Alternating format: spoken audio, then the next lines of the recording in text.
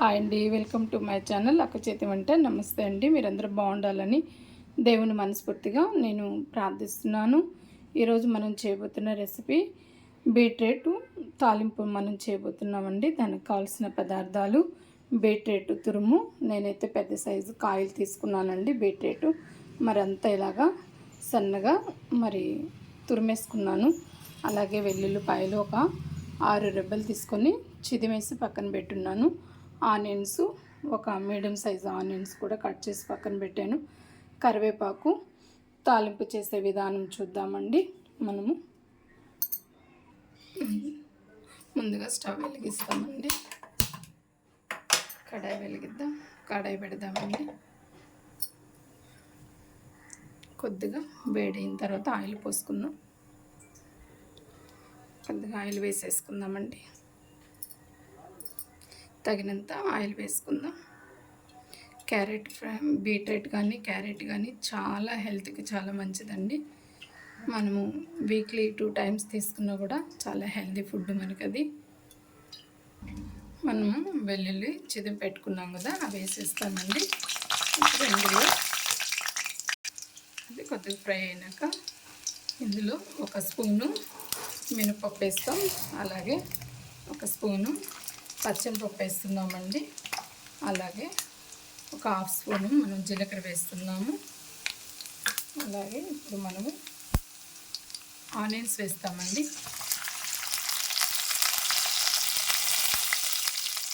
కొద్దిగా ఇలా కలిపేస్తాము.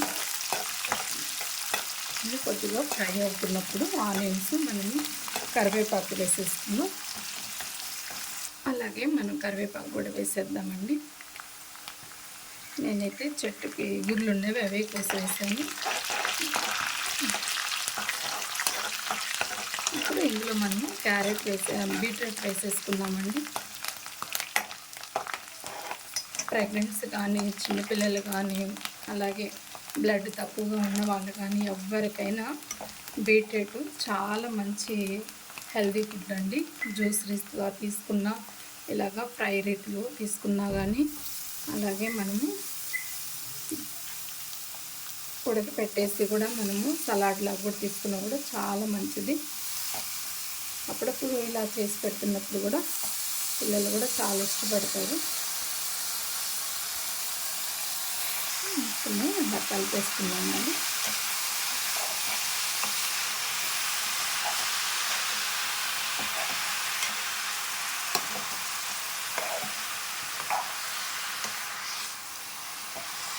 ఇప్పుడు ఇందులో మనము కాస్త సాల్ట్ అలాగే పసుపు యాడ్ చేద్దామండి.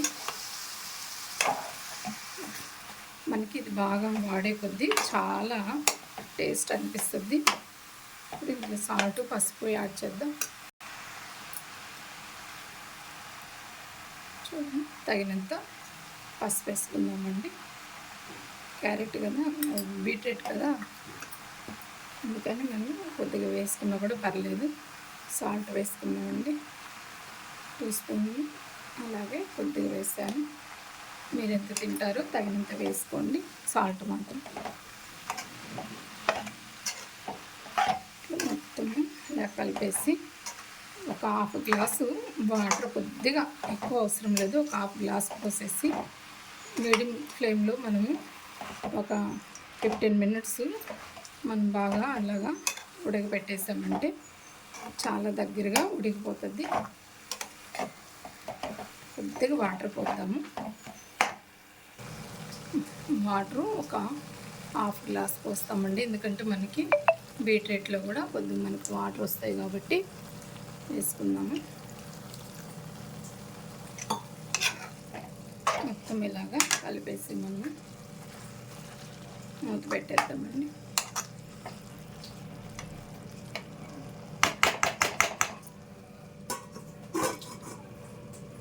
ఇట్లా 15 మినిట్స్ మనం ఇట్లాగా వదిలేసామనంటే ఉడికిపోతుంది.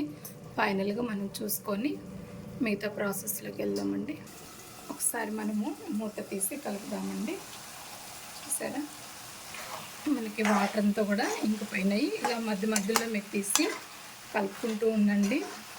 ఇట్లాగే దగ్గరగా ఇంకా కూడా వాడిపోవాలి. మనకి ఒక 15 మినిట్స్కి మనకి బాగా కుక్ అయిపోతుంది. ఇట్లాగే దగ్గరగా ఇంకా వాడిపోయి మనకి ఆయిల్ రిలీజ్ అవుతూ ఉండాలి. అప్పుడు అనేది బీట్రూట్ ఫ్రై చాలా బాగుంటుంది. మనకి ఇంకొంచెం టైం పడుతుంది కాబట్టి నేను మధ్యలో మీకు ఒకసారి ఇలా తీసి చూపిస్తున్నాను. మళ్ళీ ఒక 10 నిమిషాలు మనం ఇలా మూత పెట్టేద్దామండి. మరి మూతేద్దామండి. చూసారు కదా ఇలా మనకి ఫ్రై అయిపోతుంది. దాన్ని ఇలాగా కలిపేస్తాం. ఇలా మధ్యలో తీసుకుంటూ కలుపుతూ ఉండండి. ఇంకా మనం మూత పెట్టాల్సిన అవసరం లేదు. మనకి ఆయిల్ రిలీజ్ అయ్యేంత వరకు ఒక 2 నిమిషాలు, ఒక 3 నిమిషాలు మనము మూత తీసేసి ఇలాగా ఫ్రై చేసుకుంటా ఉంటే ఇలా కలుపుతూ ఉంటే బాగుంటుంది. తర్వాత మనము కొద్దిగా కారము, ధనియాల పొడి మనము దీంట్లో యాడ్ చేస్తామండి. ఒక 2 నిమిషాలు ఇలాగే ఉంచేస్తాము. ఇట్లా కలుపుతూనే ఉండాలి. మనకి దగ్గర పడేస్తుంది. కొద్దిగా మీరు నోట్లో కొంచెం ఇలా తీసుకొని పెట్టుకోండి. ఎందుకంటే పంట కింద మీకు ఇంకా గట్టిగా తగలకుండా మెత్తగా ఉందంటే మనకు ఫ్రై అయిపోయినట్టు. ఫ్రై అయింది అని అంటే ఇట్లాగా దగ్గర పడిపోతుంది. మనకి ఆయిల్ అంతా కూడా రిలీజ్ అవుద్ది. మీకు ఎంత ఆయిల్ కావాలో అంత పోసుకోండి. మాడకుండా ఇట్లా కలుపుతూ ఉండండి. ఇప్పుడు ఇందులో మనము ధనియాల పొడి కొద్దిగా, అలాగే కారం కొద్దిగా వేద్దామండి. మీకు నచ్చినట్లయితే అలా వేసుకోండి. లేదంటే ధనియాలు, ఎండుమిర్చి, వెల్లుల్లి మరి మిక్సీ పట్టైనా వేసుకోవచ్చు. నేనైతే ఇలా చేస్తానండి. ఇప్పుడు కొద్దిగా కారము, ధనియాల పొడి వేద్దాం. కారం వేస్తామండి. మీరు తినే దాన్ని బట్టి వేసుకోండి కారం. చూడండి, నేనైతే ఒక 2 స్పూన్స్ వేస్తున్నాను. ఎందుకనంటే అది కొద్దిగా స్వీట్గా ఉంటుంది కదా మనకి బీట్రూట్, అందుకని ఈ ప్రాసెస్లో కూడా చేసుకోండి, చాలా బాగుంటుంది. ఫ్రెండ్స్, మన ఛానల్ ఫస్ట్ టైం అయితే చూస్తున్నట్లయితే సబ్స్క్రైబ్ చేసుకోండి, లైక్ చేయండి, మీ సపోర్ట్ కూడా ఇవ్వండి ఫ్రెండ్స్. మన ఛానల్ కూడా షేర్ చేయండి. చూడండి, మనకు హల్వా లాగా దగ్గరికి ఎలా వచ్చిందో.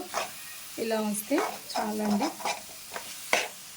ఇప్పుడు మనం ఈ 2 వేసాం కాబట్టి కొద్దిగా ఒక 2 నిమిషాలు అలా మూత పెట్టి మగ్గనిద్దామండి.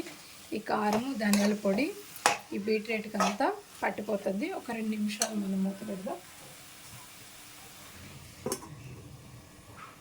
చివరిగా చూద్దామండి. చూసారా మనకి ఎంత చక్కగా మగ్గిపోయిందో. అంతే, దీన్ని మనం స్టవ్ అయిపోయి సర్వింగ్ బౌల్లోకి తీసేసుకుందామండి. నేనైతే దరిదాపు ఒక 2 బీట్రూట్లు కేజీ దాకా వస్తుందండి. కానీ నాకు ఎంత వచ్చిందో చూడండి. అంత తురుము చేస్తే దీన్ని స్టవ్ ఆపేసి సర్వింగ్ బౌల్లో తీసేసుకున్నాం. దీనంతా సర్వింగ్ బౌల్లో తీసేసుకున్నామండి.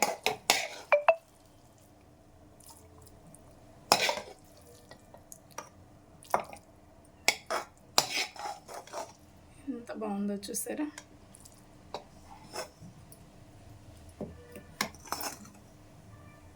అంతేనండి, మన యొక్క బీట్రూట్ ఫ్రై కాస్త మనం తీసుకొని పిల్లలకు కానీ పెద్దవాళ్ళకి కానీ ఎవరికైనా చాలా అంటే చాలా మంచి హెల్దీ ఫుడ్ అండి.